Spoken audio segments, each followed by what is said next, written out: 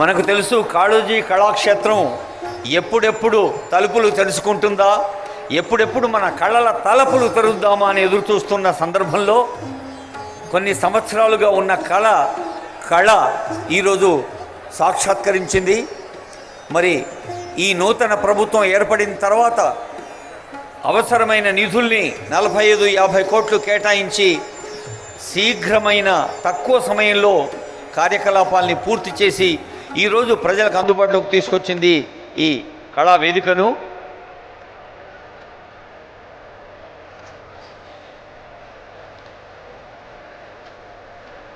ఈ వేదిక మీద ఇప్పటికే చాలామంది సోదరిమణులు కూర్చొని ఉన్నారు. మన మహిళా సమాఖ్యలు, గ్రామ మహిళా సమాఖ్యలు, మండల సమాఖ్యలు, జిల్లా సమాఖ్యలు, వాటికి సంబంధించిన ప్రతినిధులు అందరూ ఉన్నారు. అయితే అదిగో నేనింకా నా నుండి మా వరకే రాలేదు, ఇంకా మన దాకా ఎప్పుడు అన్న కొటేషన్ కనిపించింది. ఒకసారి చూడండి, నేనింకా నా నుండి మా వరకే రాలేదు, మనం అనేది ఎప్పుడు అని. అంటే కాళోజీ, ఒక్కసారి కాళోజీ నారాయణరావు గారికి దండం పెట్టుకోండి, చప్పట్లు కొడితే దండమే, అదే శబ్దరూప నమస్కారం. గట్టిగా చప్పట్లు కొట్టండమ్మా. ఒక్కసారి జయధ్వానాలు చెప్దామా? ప్రజాకవి కాళోజీకి అని నేను అంటాను, జై అని మీరండి గట్టిగా. ముఖ్యమంత్రి గారు విని సంతోషిస్తారు. ప్రజాకవి కాళోజీకి. ఈ జయధ్వానాలు మన మహిళా సమాఖ్య తల్లులకి అలాగే పురుషులకి పోటీ పెడదాం, ఎవరి గొంతు గట్టిగా వినిపిస్తుందో. మహిళల గొంతు గట్టిది కదా. ప్రజాకవి కాళోజీకి. వెనక వాళ్ళు కూడా ఇంకా గట్టిగా చెప్పండి అమ్మా. ముఖ్యమంత్రి గారు వచ్చేసరికి మీరందరూ ఎనర్జైజ్ అయిపోవాలి, ఉత్సాహాన్ని తెచ్చుకోవాలి, శక్తి పుంజుకోవాలి. ఆల్రెడీ శక్తి ఉంది మీలో, దాన్ని బయటికి తీయాలి. ప్రజాకవి కాళోజీకి. Thank you. మహిళా శక్తికి ప్రతీకగా, మహిళల వికాసానికి పతాకగా ఈరోజు 22 ఇందిరా మహిళా శక్తి భవనాల్ని ప్రజలకు అందచేసే కార్యక్రమాన్ని ఈ వేదిక, అదిగో ఒక్కసారి చూడండి, లోపలికి వెళుతున్న దృశ్యాలు చూస్తూ ఉన్నాం. ఇక్కడ వేదిక మీద మీకు ఇందిరాగాంధీ చిత్రపటం కనిపిస్తోంది. మన ప్రథమ ప్రధానమంత్రి జవహర్లాల్ నెహ్రూ గారి కూతురు ఇందిరమ్మ స్వాతంత్ర భారతదేశానికి ప్రసార సమాచార మంత్రిత్వ శాఖ మంత్రిగా చేశారు. ఆ తర్వాత ప్రధానమంత్రిగా ఉన్నారు. ఒక ఉక్కు మహిళగా గట్టి సంకల్పాన్ని, భారతదేశానికి ఒక దశను దిశను చూపిన అనేక కార్యక్రమాల్ని. ఇందిరా అనగానే గుర్తొచ్చేది గరీబీ హటావో, పేదరికాన్ని నిర్మూలించమనే పిలుపునిచ్చింది ఇందిరమ్మ. అలాగే బ్యాంకుల్ని జాతీయకరణం చేసింది. ఆల్ బ్యాంక్స్ వర్ నేషనలైజ్డ్ వారి రిజిమ్లోనే, వారి పాలనా కాలంలోనే. అలా బ్యాంకులు జాతీయకరణ చేయటం వల్లనే మరి ఈరోజు కేంద్ర ప్రభుత్వ పథకాలు కానీ, రాష్ట్ర ప్రభుత్వాల పథకాలు కానీ, బ్యాంకులు కూడా స్థానిక ప్రభుత్వాలు, రాష్ట్ర కేంద్ర ప్రభుత్వాలతో చేయి కలిపి కార్యక్రమాలను ఇస్తున్నాయి. అదిగో గౌరవనీయులైన ముఖ్యమంత్రి గారిని మన కాళోజీ మిత్రమండలికి సంబంధించిన స్థానిక కవి పొట్టపల్లి శ్రీనివాసరావు గారు, విఆర్ విద్యార్థి గారు పుష్పగుచ్చంతో స్వాగతించి, అదిగో ఆ చిత్రపటాన్ని, ఒక్కొక్క ఫోటో మనకు ఒక్కొక్క కథ చెప్తుంది. చాలామంది కెమెరామెన్ ఉన్నారు, వీడియోగ్రాఫర్స్ ఉన్నారు. ఇక్కడ తీస్తున్నప్పుడు మామూలే, కానీ తీసినాక వాటి కథ తెలుస్తుంది. అమ్మ రండి, అమ్మ జల్దీ రండి, తల్లులు జల్దీ జల్దీ వచ్చి కూర్చోండి. ఇటు దిక్కు కూడా రావాలి, మెయిన్ డయాస్కి రైట్ సైడ్ కూడా.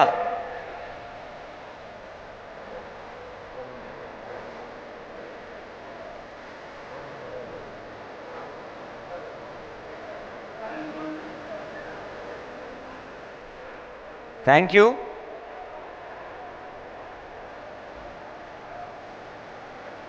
ఒకవైపు దప్పుల చప్పుళ్ళు, మరోవైపు నాట్యాలు, ఇంకోవైపు పాటలు.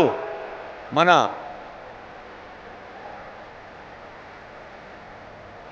చక్రాల రఘు గారు, మీరు మన ఇంజనీర్స్ పాట కూడా కొంచెం పోనండి, అది 50% ఇవి అందుబాటులో ఉంచండి. అది ఇంపార్టెంట్ ఉన్నప్పుడు చెప్తాను. టోటల్గా ఆపకండి.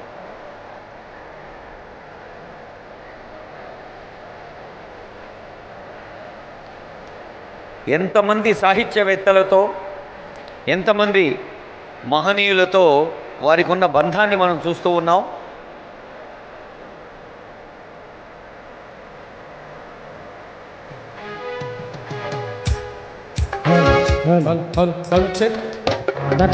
ఓకేనా?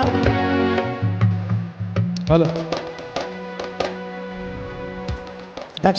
విద్యార్థి గారు, పొట్టపల్లి శ్రీనివాసరావు గారు, కాళోజీ అంటేనే గుర్తొచ్చే మిత్రమండలి నాగిళ్ళ రామశాస్త్రి గారు, ఇంకా ఎందరో సాహిత్య రంగంలో కృషి చేస్తున్న వాళ్ళు, సాహిత్య విద్యార్థులు,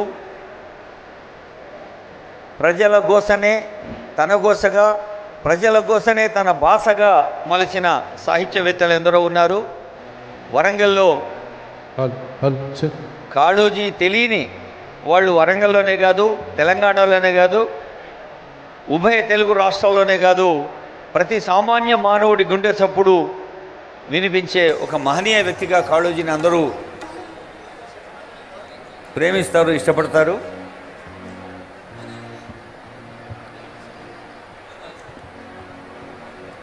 దక్షిణామృతాన్ని ఓకేనా అన్నా? మరి ఇప్పుడు భాషా సాంస్కృతిక శాఖ సంచాలకులు మామిడి హరికృష్ణ ఆధ్వర్యంలో వాయినాల రమేష్ అన్న నోట ఇందిరమ్మ పాట. Thank you. హలో హలో కొంచెం సౌండ్ పెంచాలన్న ప్లీజ్. హలో హలో కొంచెం సైలెంట్గా ఉండాలి అమ్మా. మహిళా శక్తి మనులు, మహిళా నారీ మనులు కొంచెం సైలెంట్గా ఉండాలి. ఒక్కసారి గట్టిగా జై కాంగ్రెస్ అంటే వరంగల్ తత్తరిల్లాలి. జై కాంగ్రెస్, ఇందిరా మహిళా శక్తి వర్తిల్లాలి అని చెప్పాలి. ఇందిరా మహిళా శక్తి, ఇందిరా మహిళా శక్తి. Thank you. ఒకనాడు ఇదే ఇందిరాగాంధీ గారు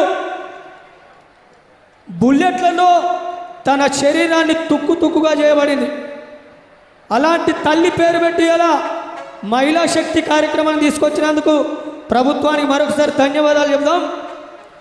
గిరిజన బిడ్డల బతుకులు మార్చిన వీరవనిత సమ్మక్కరా.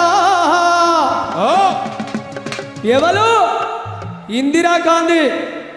గిరిజన బిడ్డల బతుకులు మార్చిన వీరవనిత సమ్మక్కరా.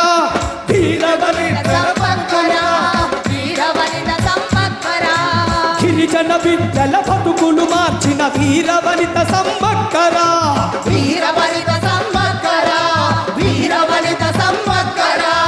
బందీ అయిన తెలంగాణ విడిపించిన మన తల్లిరా.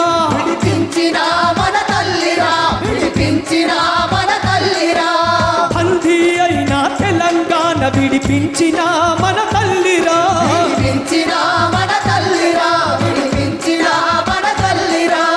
ఎదిగిన బిడ్డలు ఒరుగుతుంటే కన్నీటి దారలే పారరా.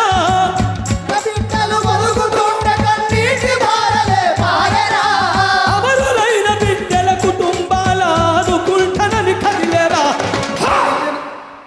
అలాంటి గొప్ప తల్లిరా ఇందిరాగాంధీ. మరి అలాంటి గొప్ప తల్లి పేరు మీద ఇయ్యాల మహిళా శక్తి అనే కార్యక్రమాన్ని తీసుకొచ్చారు. దోస్తర దిందందమా దోస్తి కట్టుకుందమా, దోస్తర దిందందమా దోస్తి కట్టుకుందమా, అలాయ్ బలాయ్ తీసుకొని ఓరు గల్లు పోదమా, అలాయ్ బలాయ్ తీసుకొని ఓరు గల్లు పోదమా. ఇందిరా మహిళ శక్తి ఏకమైనదమా, దోస్తర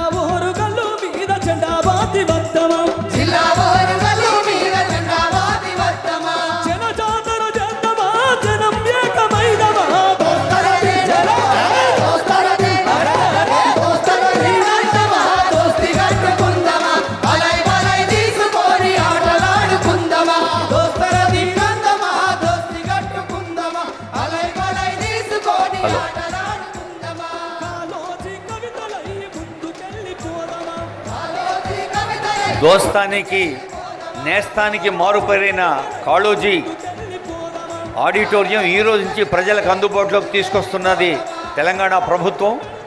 గౌరవనీయులైన ఆనరబుల్ సీఎం గారు, డిప్యూటీ సీఎం గారు, మంత్రులు,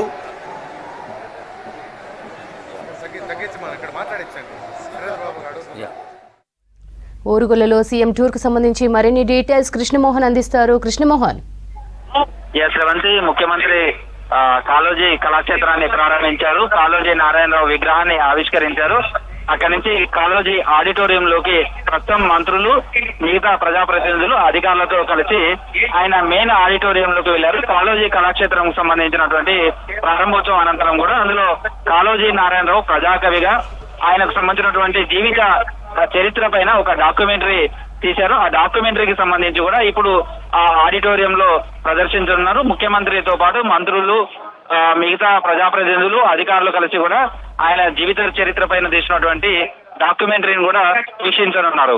అవంతా కూడా పూర్తి చేసుకున్న తర్వాత ఆయన ఇందిరా మహిళా శక్తి విజయోత్సవాల పేరుతో జరుగుతున్నటువంటి బహిరంగ సభకు చేరుకుంటారు. అయితే ముఖ్యమంత్రి పర్యటనకు సంబంధించి కూడా చూస్తే ముఖ్యమంత్రి హెలికాప్టర్ లో హన్మకొండకు చేరుకున్నారు. చేరుకున్న తర్వాత ఆయన హెలిప్యాడ్ దగ్గర నుంచి కాళోజీ కళాక్షేత్రం వరకు కూడా కాన్వాయ్ ఏర్పాటు చేశారు. కానీ ఆయన వాహనాలను కూడా ఉపయోగించలేదు.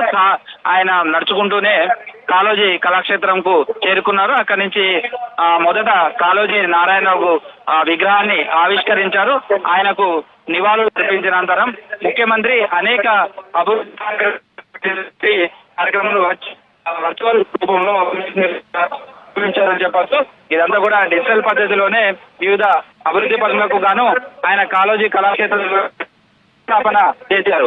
అయితే వరంగల్ కు సంబంధించి చాలా దశాబ్దాలుగా ఎదురు చూస్తున్నారు. వరంగల్ కు సంబంధించినటువంటి మాస్టర్ ప్లాన్ ఉమ్మడి రాష్ట్రంలో ఉన్నప్పుడే 2012లో అప్పుడు ఈ మాస్టర్ ప్లాన్ కు సంబంధించినటువంటి రూపొందించారు. పూర్తి స్థాయిలో మాస్టర్ ప్లాన్ కు సంబంధించినటువంటి అభిప్రాయ సేకరణ అవన్నీ చేసిన తర్వాత మాస్టర్ ప్లాన్ ఒక రూపురేఖలు వచ్చిన తర్వాత దాన్ని కూడా ప్రభుత్వం దగ్గరికి పంపించారు. కానీ ఉమ్మడి రాష్ట్రంలో ఆ టైంలో తెలంగాణ రాష్ట్రం ఆవిర్భావం జరగటం, ఆ తర్వాత ఈ మాస్టర్ ప్లాన్ కు సంబంధించి కూడా మళ్ళీ వెనకపోయింది. ఆ తర్వాత మళ్ళీ 10 ఏళ్ల పాటు 2 దఫాలుగా రాష్ట్రం ఏర్పడిన తర్వాత వచ్చినటువంటి ప్రభుత్వంలో కూడా వరంగల్ మాస్టర్ ప్లాన్ కు సంబంధించినటువంటిది అనేక సార్లు కూడా ప్రతిపాదనలు సీఎంఓ దాకా వెళ్ళడం, కానీ ఎప్పుడూ ఆమోదం పొందలేదు.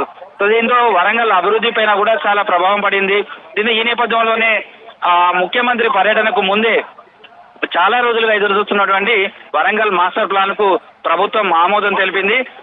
కుడా పరిధిలో 183 గ్రామాలను చేరుస్తూ మొత్తం ఈ మాస్టర్ ప్లాన్ కు సంబంధించినటువంటి పరిధిలో ఉంటుంది. మాస్టర్ ప్లాన్ ను కూడా రిలీజ్ చేశారు. అదేవిధంగా డ్రగ్స్ రహిత రాష్ట్రంగా ప్రభుత్వం తీర్చిదిద్దాలనే ఒక ప్రయత్నం చేస్తుంది. అందులో భాగంగానే ఇక్కడ మత్తు పదార్థాల నియంత్రణకు సంబంధించి ఒక స్పెషల్ గా పోలీస్ స్టేషన్ ను అందుబాటులోకి తీసుకొచ్చింది. ఒక డిఎస్పీ స్థాయి అధికారితోటి 2 సిఐలు, మిగతా పోలీస్ సిబ్బందితోటి ఒక ప్రత్యేకమైనటువంటి పోలీస్ స్టేషన్ ఏర్పాటు చేసింది. డ్రగ్స్ కావచ్చు లేదా గంజాయి లాంటి మత్తు పదార్థాలను అరికట్టడంలో గురించి ఈ విభాగం నేరుగా వాటిని అరికట్టడంలో తమ పనితనాన్ని చూపించబోతుంది. దానికి సంబంధించినటువంటిది తొలిసారి హైదరాబాద్ తర్వాత వరంగల్లో ఈ పోలీస్ స్టేషన్ అయితే అందుబాటులోకి తీసుకొచ్చారని చెప్పొచ్చు. ఆ తర్వాత మాస్టర్ ప్లాన్ తో పాటు చాలా రోజులుగా ఎదురు చూస్తున్నటువంటి అండర్ గ్రౌండ్ డ్రైనేజీకి సంబంధించినటువంటి దాన్ని కూడా ప్రభుత్వం మంజూరు చేసింది.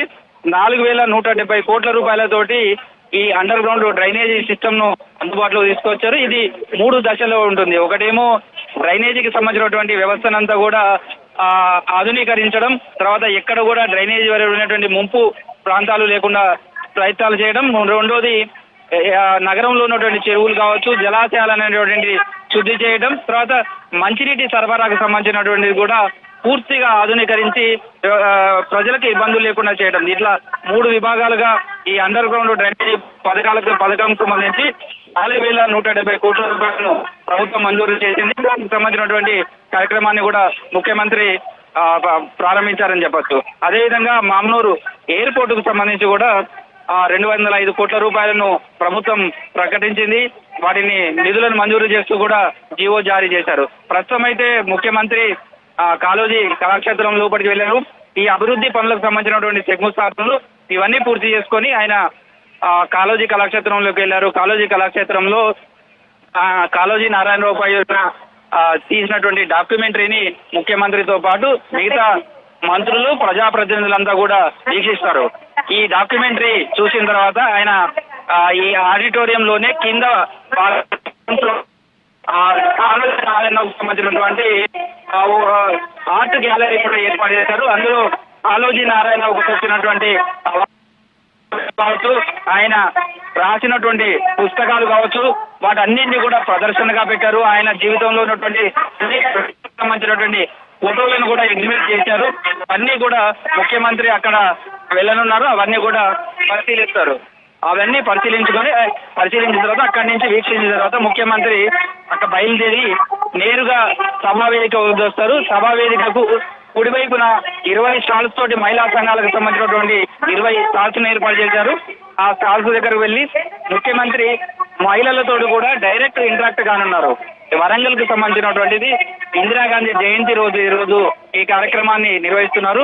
ఏడాది డిసెంబర్ 7 తోటి రాష్ట్ర ప్రభుత్వం ఏర్పడి ఏడాది గడుస్తుంది కాబట్టి ఆ లోపల ఈ ఏడాది కాలంలో రాష్ట్ర ప్రభుత్వం చేసినటువంటి అభివృద్ధి కార్యక్రమాలు, సంక్షేమ కార్యక్రమాలు వీటన్నిటినీ కూడా ప్రజల్లోకి తీసుకువెళ్లేందుకు ఇందిరా మహిళా శక్తి పేరు ప్రాంగణం పేరు పెట్టి ఇక్కడి నుంచి విజయోత్సవాలను ప్రభుత్వం ప్రారంభిస్తుందని చెప్పొచ్చు.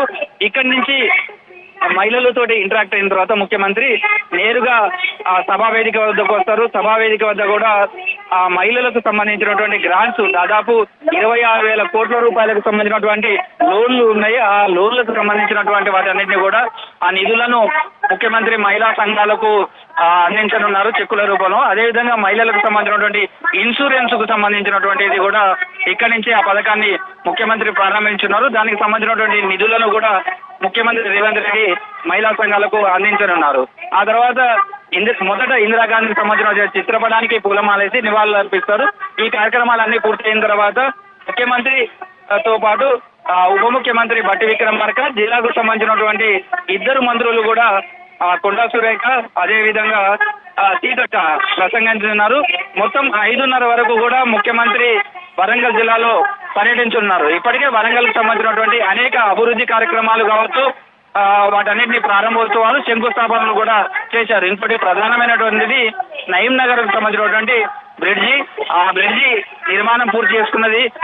రికార్డు టైంలోనే అది పూర్తి చేసుకోవడం, ఆ బ్రిడ్జికి సంబంధించి కూడా ఈ రోజు ఆయన ప్రారంభిస్తున్నారు. ప్రస్తుతం అయితే ముఖ్యమంత్రి రేవంత్ రెడ్డి బట్టి విక్రమార్కతో కలిసి ఇతర మంత్రులతో కలిసి కూడా ఆడిటోరియంలోకి చేరుకున్నారు. కాళోజీ నారాయణరావు కుటుంబ సభ్యులు, తర్వాత అనేక మంది రచయితలు కావచ్చు, మేధావులు వాళ్ళందరూ కూడా అక్కడికి వచ్చారు. ప్రస్తుతం ముఖ్యమంత్రి వాళ్ళతోటే మాట్లాడుతున్నారు. కాళోజీ నారాయణరావు తోటి వాళ్ళకి సంబంధించినటువంటి కుటుంబ సభ్యులు కూడా ఉన్నారు. అదేవిధంగా జిల్లాకు సంబంధించినటువంటి రచయితలు కావచ్చు, ప్రముఖ రచయితలు, మేధావులు వాళ్ళందరూ కూడా ప్రస్తుతం ఆడిటోరియంలో ఉన్నారు. ఇది మెయిన్ ఆడిటోరియం. ఈ ఆడిటోరియంలో దాదాపు 1170 మంది సిట్టింగ్ తోటి అత్యంత ఆధునికమైనటువంటి టెక్నాలజీని కూడా అందులో ఏర్పాటు చేశారు. ప్రొజెక్టర్ ఏర్పాటు చేశారు. తర్వాత డిజిటల్ సౌండ్ సిస్టమ్ ను అందుబాటులోకి తీసుకొచ్చారు. ఏదైనా సరే రచయితలకు సంబంధించి కావచ్చు, లేదా కళా వేదికలకు సంబంధించినటువంటి కావచ్చు, సాంస్కృతిక కార్యక్రమాలు నిర్వహించుకోవడానికి అనువుగా ఇంటర్నేషనల్ స్థాయిలో దీన్ని రూపొందించారు ఈ ఆడిటోరియాన్ని. ఈ ఆడిటోరియం వరంగల్ అంటేనే కవులకు, రచయితలకు ఇది నిలయంగా ఉంటుంది. అలాంటి వరంగల్లో చాలా ఏళ్లుగా కూడా ఒక వేదిక కోసం, అంటే సాంస్కృతిక కార్యక్రమాలు అవన్నీ నిర్వహించుకోవడానికి ఒక వేదిక లేని పరిస్థితి ఉన్నది. కేవలం పబ్లిక్ గార్డెన్ లో ఉన్నటువంటి నేరేళ్ల వేణుమాధవ్ ఓపెన్ ఆడిటోరియంలో మాత్రమే కార్యక్రమాలు చేసుకోవడానికి అవకాశం ఉంది. అది కూడా చాలా చిన్న ఆడిటోరియం. కానీ ఇప్పుడు అందుబాటులోకి వచ్చినటువంటి కాళోజీ కళాక్షేత్రం తోటి దాదాపు ఆ లోటు తీరిపోయిందని చెప్పవచ్చు. ఇంటర్నేషనల్ స్థాయిలో ఈ కాళోజీ కళాక్షేత్రాన్ని రూపొందించారు. ఇందులో కాళోజీ కళాక్షేత్రంలో కూడా ప్రస్తుతం కాళోజీ నారాయణరావుకు సంబంధించినటువంటి డాక్యుమెంటరీ ఏదైతే ఉందో దాన్ని వీక్షిస్తున్నారు.